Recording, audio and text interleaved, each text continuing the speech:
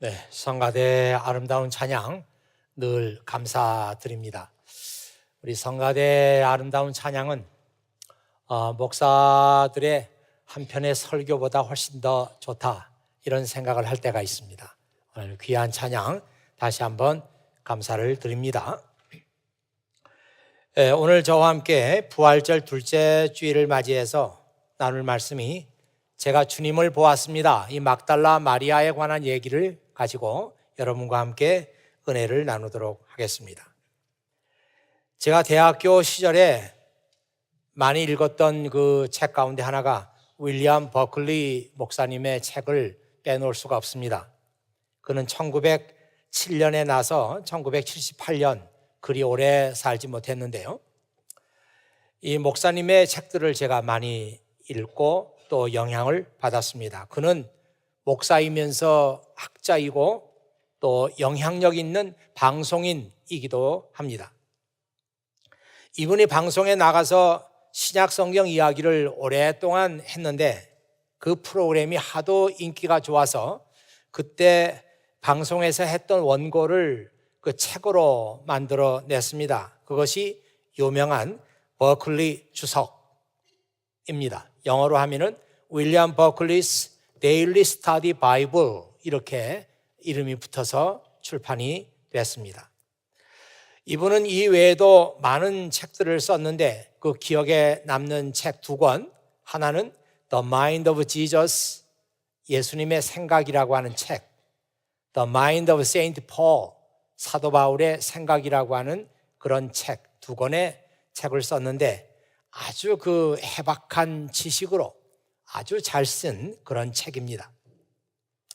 이분은 청각이 좋지 않아서 나이가 들어가면서는 거의 밖의 소리를 듣지 못했다고 합니다. 그 집 앞을 지나가는 이 마을 사람들은 매일 저녁 늦게까지 그의 서재에 불이 켜 있는 것을 보았고 그가 치는 타이프 소리를 멀리서도 들을 수 있었다고 합니다.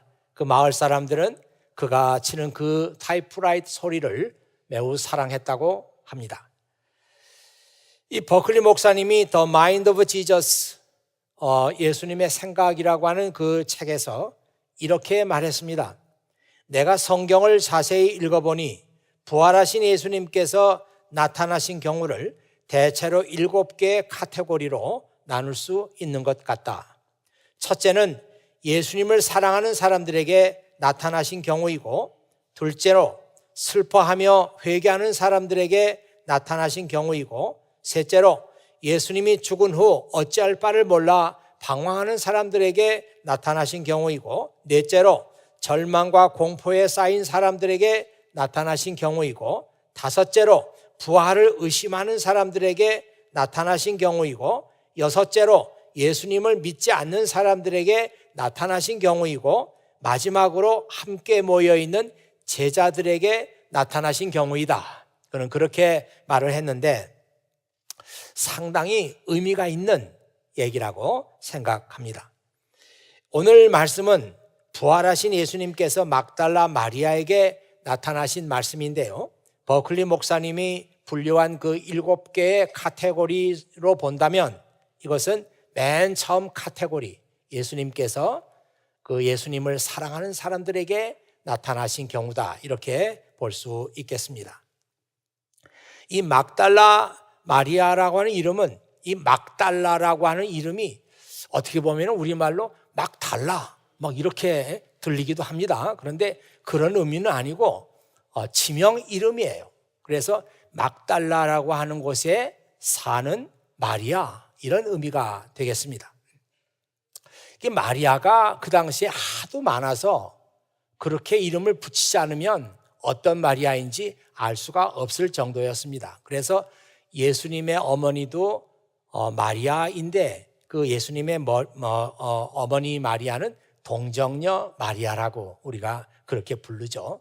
이 성경에는 어디에도 동정녀 마리아라고 하는 얘기는 나오지 않는데 우리가 고백하는 사도신경 가운데 동정녀 마리아라는 구절이 나옵니다.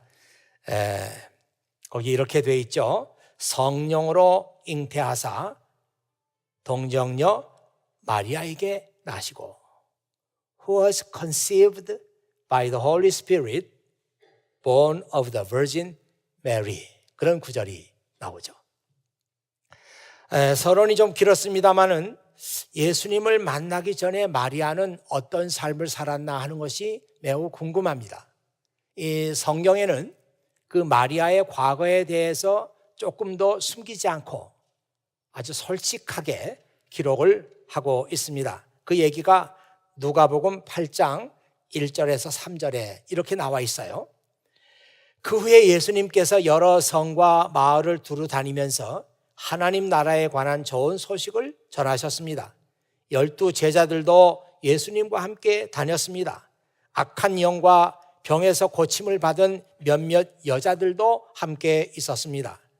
이들은 7 귀신이 들렸던 막달라라고 하는 마리아와 헤롯의 신하인 구사의 아내 요한나와 수산나, 그리고 그 밖에 다른 여자들이 많이 있었습니다.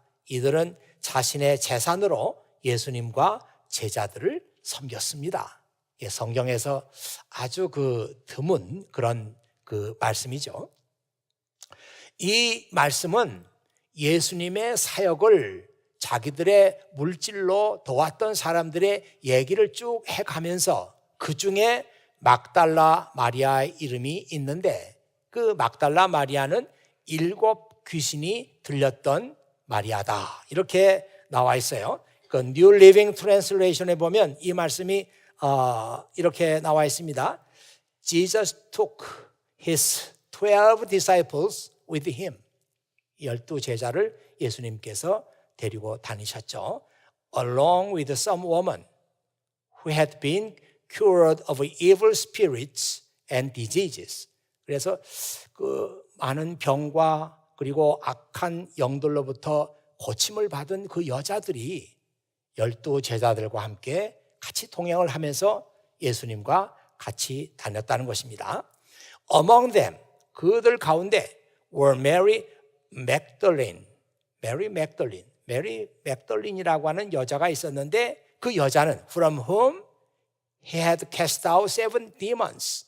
7 귀신을 예수님께서 쫓아내 주신 그런 막달라 마리아도 그 여자 중에 있었다, 이렇게 기록하고 있습니다. 그리고 막달라 마리아에 관한 이런 그 말씀은 마가복음 16장 9절에도 나와요. 다른 복음서와는 달리 이 마가복음은 막달라 마리아가 부활하신 예수님을 제일 처음으로 만난 여자였다, 이 사실을 아주 분명히 성경에 기록해 놨습니다. 이렇게 얘기하고 있죠. 예수님께서 일주일을 시작하는 첫 번째 날 아침에 다시 살아나셨습니다. 그리고 제일 먼저 7 귀신을 내쫓아 주신 적이 있는 막달라 마리아에게 나타나셨습니다.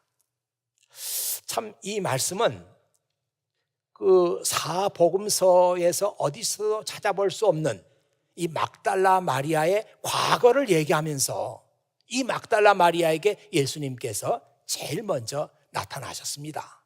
그렇게 쓰고 있죠. 그러니까 저는 이 말씀을 가만히 듣고 있으면 그 마가가 직접 자기 복음서에는 쓰지 않았지만 사실 그렇게 그런 생각을 가지고 썼구나 하는 그 말씀이 에코처럼 이렇게 들려오는 거예요. 부활하신 예수님을 제일 먼저 본 사람은 전에 7 귀신이 들렸던 적이 있는 막달라 마리아였습니다. 우리 눈에는 정말 말도 안 되는 그런 일이지만 이 모든 것은 하나님께서 뜻이 있어서 그렇게 하신 일이었습니다. 이 마가가 그렇게 얘기하고 있는 소리가 들립니다. 여러분, 영화 막달라 마리아 영화를 보셨습니까? 예, 저도 이제 여기서 우리 몇 사람들하고 막달라 마리아 영화 나온다는데 이거 재밌겠다, 그래서 보기를 기다렸고 영화관까지 갔지만 결국은 그 상영하는 영화관을 찾질 못했어요. 그래서 대신에 다른 영화를 봤습니다마는 이 영화가 작년에 나왔는데 흥행에 완전히 참패했습니다. 그래서 아마 보스턴에서는 상영을 안 한 것 같은데, 제가 그 후에 그 영화 파일을 구해서 영화를 봤습니다. 봤더니 잘 만든 영화예요. 근데 흥행성은 없었는지 뭐 한국에서도 그렇게 큰 반응은 없었던 것 같습니다. 막달라 마리아는 예수님께 고침을 받고 남자들밖에 없는 제자 그룹에 합류를 합니다. 예수님의 제자들은 마지막까지 예수님을 통해서 메시아 왕국이 세워질 것을 기대했습니다. 반면에 마리아는 예수님의 마음을 가장 잘 이해한 그런 사람으로 그 영화에 나와요. 예수님께서는 그 마리아가 가지고 있는 그 잠재력을 높이 평가합니다. 그리고 평소에도 마리아에게 마리아, 넌 나의 증인이야. 그런 얘기를 많이 합니다. 예루살렘에 입성한 예수님은 결국 제자들의 기대와는 달리 십자가에 못 박혀 죽습니다. 충격과 절망에 사로잡힌 제자들은 한 곳에 숨어 있습니다. 하지만 마리아는 처음부터 마지막까지 예수님의 무덤을 지킵니다. 오늘 읽은 요한복음 말씀이 바로 그 말씀인데요. 마리아는 예수님을 생각하면서 흐르는 눈물을 주체하지 못합니다. 영화 장면은 성경 말씀하고 조금 달리 이렇게 나오죠. 성경에는 예수님께서 슬픔에 잠긴 마리아를 찾아와서 먼저 말씀하신 것으로 이렇게 나옵니다. 왜 여기서 이렇게 슬피 울고 있느냐? 그렇게 예수님께서 말씀하시는데 마리아는 그 말씀을 하신 분이 예수님이라는 생각을 못하고 이 동산을 지키는 분인가 보다 하면서 혹시라도 저의 주님을 어디로 다른 데로 모셨으면 제게 내주십시오. 제가 우리 주님을 모시겠습니다. 그렇게 말을 하죠. 영화에서는 무덤 앞에서 슬픔에 지쳐 잠이 들었던 마리아가 동이 터오는 새벽에 일어나서 무덤 앞에 앉아 계시는 예수님을 발견하고 예수님께서 계신 곳으로 다가가는 곳으로 그렇게 나와 있습니다. 그리고 예수님과 마리아 사이에 무슨 얘기를 주고받았는지 그 영화에는 그 장면이 나오지 않습니다. 마리아가 제자들을 찾아갑니다. 베드로가 깜짝 놀라면서 마리아를 이렇게 영접해요. 지금까지 무덤에 있었느냐? 마리아가 이렇게 대답합니다. 예, 마지막까지요. 그런데 해가 뜰 무렵에 저는 그분을 봤습니다. 그분이 거기 계셨습니다. 베드로가 마리아 말을 듣고 이렇게 말해요. 그건 네가 꿈을 꾼 거야. 하면서 마리아의 말을 믿지 않습니다. 마리아는 다시 이렇게 말하죠. 꿈이 아니라 그분은 거기 계셨습니다. 하면서 주님이 부활하신 것이 틀림없다고 그렇게 말합니다. 그때 베드로의 기분이 좀 상합니다.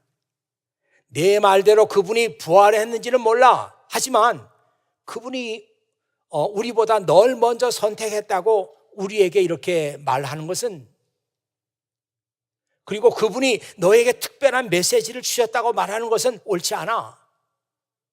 마리아, 넌 우리를 나약한 존재로 만들었어. 그때 마리아가 이렇게 말합니다. 내가 할 수 있는 것은 너희들이 내 말을 듣기를 바라는 것뿐이야. 너희가 나를 있는 그대로 봐주기를 기도할 뿐이야. 난 절대로 침묵하지 않을 거야. 이렇게 말하면서 그 예수님의 제자들과 마리아가 작별을 하고, 그 장면이 거의 그 영화의 끝장면입니다. 윌리엄 버클리 목사님은 부활하신 예수님께서 예수님을 사랑하는 사람들에게 제일 먼저 나타나셨다고 했습니다. 그 사람이 막달라 마리아예요. 성경에 기록된 마리아의 이야기가 우리에게 주는 감동이 있어요. 그 감동은 하나님의 은혜를 입은 사람이 어떤 삶을 살아야 되느냐 하는 것을 우리에게 말하고 있기 때문이죠. 우리 주변에 하나님의 은혜를 받았다고 하는 사람들이 많이 있어요. 내가 하나님의 은혜를 체험했다고 하는 사람들도 있습니다. 하나님의 은혜가 아니었고 하나님이 나를 도와주지 않았으면 정말 큰일 날 뻔했다고 그렇게 말하는 사람들이 있어요. 이제 조금 있으면은 그 졸업 예배를 우리가 드리게 될 텐데 이번에도 많은 사람들이 박사학위를 받습니다. 우리가 겉에서 볼 때는 다 머리들이 좋은 청년들이니까 별 문제 없이 학위를 받는구나 이렇게 생각될지 모르지만 제가 개인적으로 만나서 너 이번에 학위 받는다면서 이렇게 물어보면 금방 그냥 울먹울먹하고 눈물이 크렁크렁해지는 사람들이 있어요. 목사님, 저 이번에 정말 학위 못 받는 줄 알았어요. 근데 정말 하나님께서 저를 도와주셨어요. 이렇게 말하는 친구들이 있습니다. 사실이겠죠.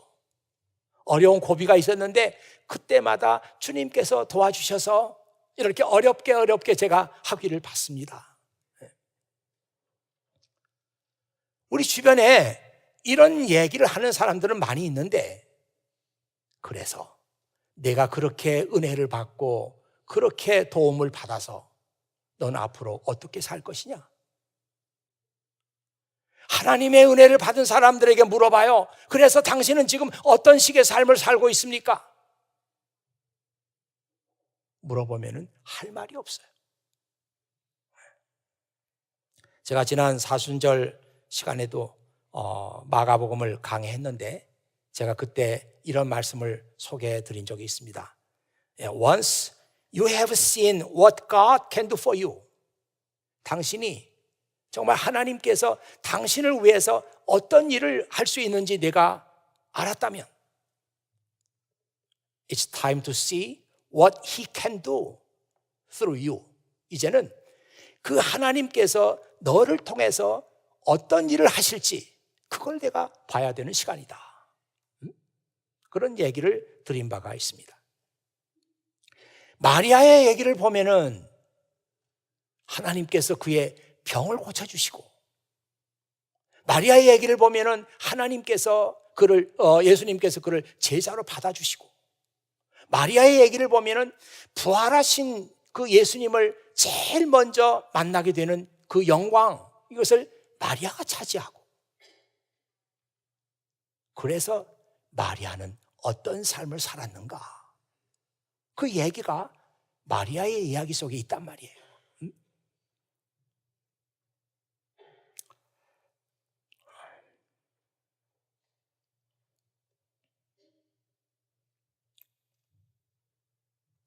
많은 사람들이 예수님께 대한 마리아의 사랑을 오해하죠. 마리아의 사랑은 그런 사랑이 아니라 나에게 새 삶을 주신 예수님을 떠날 수 없는 하나님의 은혜에 대한 사랑입니다. 그 사랑이 있었기에 마리아는 새벽 일찍이 예수님의 무덤을 찾아갔고 제자들이 모두 도망했을 때도 끝까지 마리아는 예수님의 무덤을 지켰습니다. 마가복음 16장 10절에 보면은 그 마리아가 예수님 부활했다는 소식을 가지고 제자들을 찾아갔을 때 그 제자들이 울고 있었다고 했습니다. 여러분 한번 그 광경을 생각해 보세요. 다 큰 남자들이 같이 모여가지고 울고 있었다고 했어요. 그 제자들이 무엇 때문에 울고 있었을까요?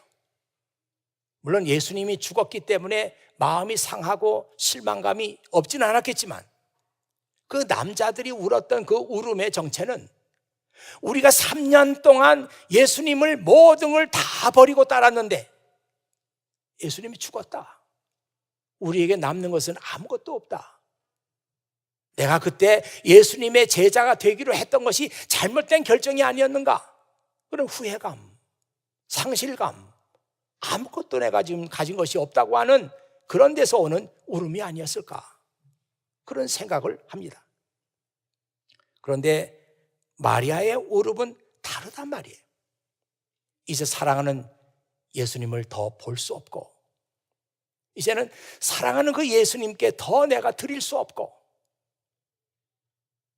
이것이 안타까워서 마리아는 울고 있었습니다. 윌리엄 버클리는 이렇게 말했어요. 사람이 너무 슬퍼하다 보면은 볼 것을 보지 못한다. 마리아가 슬피 울면서 계속해서 예수님의 무덤을 바라보고 있었어요. 그러다가 뒤에서 왜 이렇게 슬퍼하며 울고 있느냐, 그런 주님의 음성도 그런 듣지를 못했습니다. 이 막달라 마리아를 부활의 첫 증인으로 삼으신 것은 처음부터 하나님의 계획 속에 들어있었다, 이런 생각을 하게 됩니다. 왜 이렇게 울고 있느냐, 이렇게 말씀하시는 예수님을 알아보지 못하는 마리아에게 예수님께서는 마리아야 하면서 그 이름을 부르십니다. 영어 성경에는 메리 이렇게 되어 있지만 우리 한국어 성경에는 마리아야 이렇게 부른 거로 되어 있어요. 아마 이 세상에서 어떤 그 음성보다도 따뜻하고 어떤 음성보다도 자비스럽고 친절하고 그런 음성으로 마리아의 이름을 불렀을 것입니다. 제가 이 말씀을 생각하면서 그 설교문을 작성하는데 자꾸 떠오르는 그림이 하인리 호프만이 그린 The Rich Young Ruler라고 하는 그 그림이 자꾸 생각이 나요. 왜냐하면 그 그림이 유명한 것은 예수님의 눈빛 때문이거든요. 그 맨 위에 여러분이 보실 때 왼쪽 위에 있는 그림은 예수님께서 부자 청년에게 야, 너 가진 거 다 팔아서 저쪽에 보이는 가난한 사람 다 나눠주고 나를 따라라. 그러니까 이 부자 청년이 예수님에게서 얼굴을 돌립니다. 좀 어렵습니다. 그런 얘기죠. 예수님께서 이 부자 청년을 바라보시는 거예요. 그 바라보시는 그 눈빛이 뭐 책망하는 그런 눈빛도 아니고 그 부자 청년에게 보내는 예수님의 눈빛은 그 동정의 눈빛이란 말이에요. 따뜻한, 뭔가 설명할 수 없는 그런 눈빛이란 말이에요. 그래서 그 밑에 그림은 그 예수님의 그 눈빛만 이렇게 클로즈업해서 이렇게 찍어 놓은 것입니다. 이런 눈으로 그 부자 청년을 바라보셨다. 야, 참 굉장한 그 화가의 그 인사이트라고 볼 수 있죠. 예수님께서 마리아를 불렀을 때도 그런 눈빛으로, 그런 음성으로 부르지 않았을까? 이 세상에서 가장 따뜻하고 친절한 그 목소리. 그러나 그 목소리는 평상시에 예수님께서 마리아를 불렀던 그 목소리 그대로란 말이에요. 마리아가 금방 그 목소리를 듣고 라보니 하면서 예수님을 향해서 돌아서잖아요.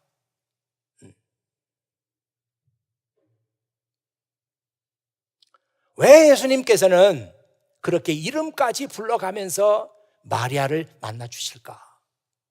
그를 부활의 증인으로 세우고자 하는 목적이 있었습니다. 영화에서는 베드로도 다른 제자들도 마리아가 제일 먼저 예수님을 만났다는 이 얘기를 못마땅하게 들어요. 야, 내가 그러고 다니면 우리 입장이 뭐가 되냐?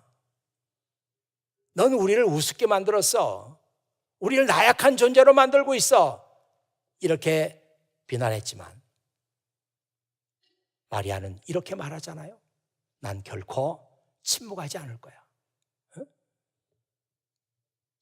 I will not stay and be silent. 나는 결코 침묵하면서 살지 않을 거야. 예수님께서 부활하셨습니다. 부활하신 예수님께서 저에게 나타나셨습니다. 이 얘기 하겠다는 거예요. 어떤 비난과 어떤 모욕과 어떤 수치가 내게 온다고 할지라도 나는 이 얘기 할 거야. 이러면서 제자 그룹하고 헤어지는 거예요. 이제 설교 말씀을 마치면서 우리 얘기를 좀 해야 되는 시간이 아닌가 그렇게 생각합니다. 우리가 들은 이 복음에는요, 우리가 듣고 여러분이 듣고 구원받은 그 복음, 제가 듣고 구원받은 그 복음에는 처음부터 이기주의라는 것은 설 자리가 없었어요. 복음은 들은 사람들이 다른 데 가서 복음을 선포하는 것이고, 복음은 내가 듣고 침묵을 지키는 것이 아니라 다른 사람들하고 나누는 것이었어요.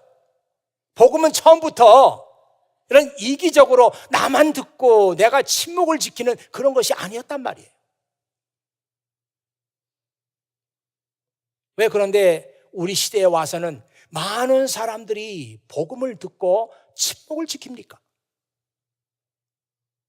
예수님께서 부활하셨다고 하는 이 얘기를 우리가 듣고, 우리가 지난주에도 이렇게 찬양을 하고 말씀을 듣고 했는데도 불구하고 예수님께서 부활하셨다고 하는 얘기를 우리만 듣고 있어요. 오늘 우리 시대에 와서 이런 우리의 이기적인 마음들이 개인주의라고 하는 것을 만나면서 날개를 달았습니다. 세상이 다 그렇게 돌아가는 것 같아요.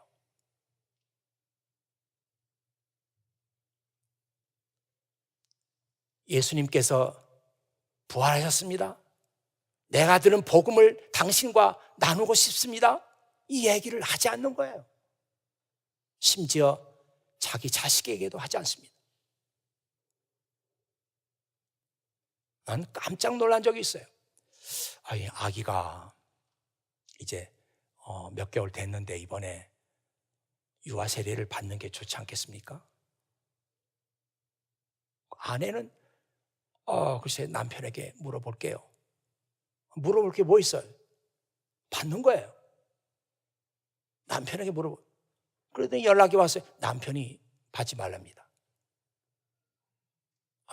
무슨 이유가 있나요?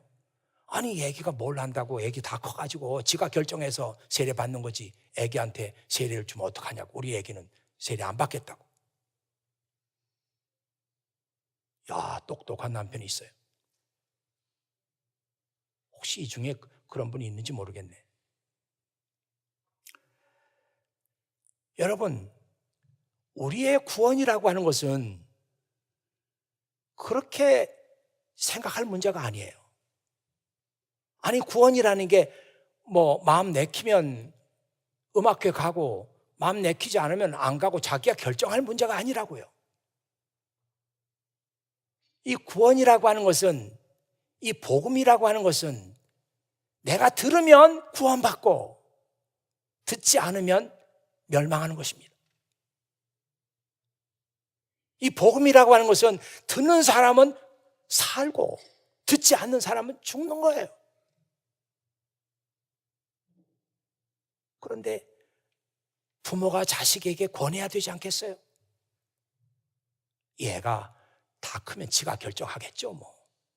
다 얘도 인격이 있고 인격을 존중해야 되는 거 아닙니까? 자식이지만. 그런 소리 하는 부모가 있어요. 여러분, 언제까지 우리가 이렇게 멋을 부리면서 믿음 생활을 하겠습니까?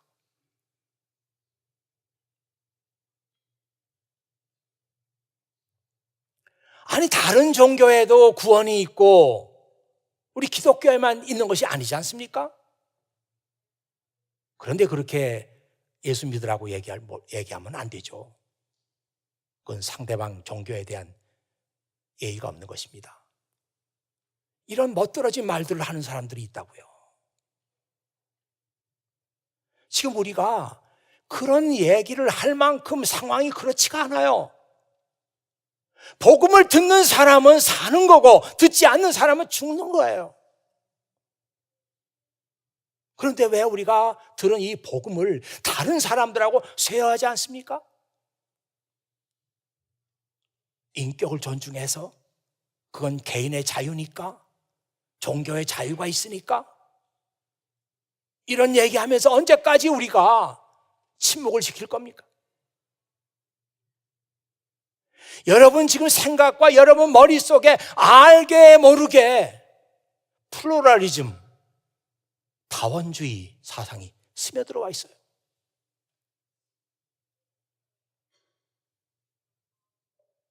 개인은 종교의 자유가 있다는 거예요. 자기가 결정해야 된다는 거예요. 누구도 강요 못한다는 거예요. 그런 생각을 하는 사람들이 있습니다. 그런 게 아니지 않습니까? 우리의 구원은 내가 구원을 누리고 내 선에서 끝날 그런 구원이 아니라 내가 복음을 듣고 받은 이 구원의 감격, 이 구원의 기쁨, 내가 너와 이걸 나누고 싶다. 너에게 내가 이걸 전해주고 싶다. 내가 사랑하니까 너에게 이 말을 전해주고 싶다. 이것이 복음을 들은 사람들의 생각이잖아요. 우리는 마리아에게서 그 모습을 본다고요. 야 마리아, 내가 주님을 제일 먼저 봤다고 그런 얘기하면 안 되지. 주님께서 너에게 무슨 말씀을 하신 것 같은데 그 얘기 해주려고 우리 찾아온 거야? 넌 우리를 우습게 만들었어. 2000년 전에 예수님의 제자들의 입에서 나왔을 법한 얘기예요. 여러분들은 아이고 영화에 나온 얘기지 뭐 사실도 아니지 않느냐? 예, 충분히 고증이 된 얘기입니다. 막달라 마리아에 관한 많은 그 얘기와 그리고 다큐멘터들이 남아 있어요. 어떤 모욕과 어떤 수치와 어떤 말을 내가 듣는다고 할지라도 난 절대로 침묵하지 않을 거야. I will not stay and be silent. 난 침묵하지 않을 거야. 내가 주님을 봤어. 내가 본 주님, 나는 얘기하면서 내 인생을 살아갈 거야. 이것이 우리 크리스찬의 모습입니다. 여러분의 모습, 여러분의 얼굴 속에서 막달라 마리아의 모습이 보여야 해요. 제발 내가 복음을 듣고 나만 구원받으면 되지. 저 사람은 자기가 알아서 하겠지. 그런 생각하지 마세요. 여러분의 구원의 감격이 크면 클수록, 은혜가 크면 클수록 다른 사람들하고 나누세요. 같이 기도하겠습니다. 아버지 하나님 감사합니다. 오늘 아버지 하나님께서 저희들을 사랑하시며 이 부활절 둘째 주일을 맞이해서 막달라 마리아에 관한 얘기를 서로 듣게 하셨습니다. 아버지 하나님, 그가 했던 마지막 말, 나는 결코 침묵하지 않을 거야.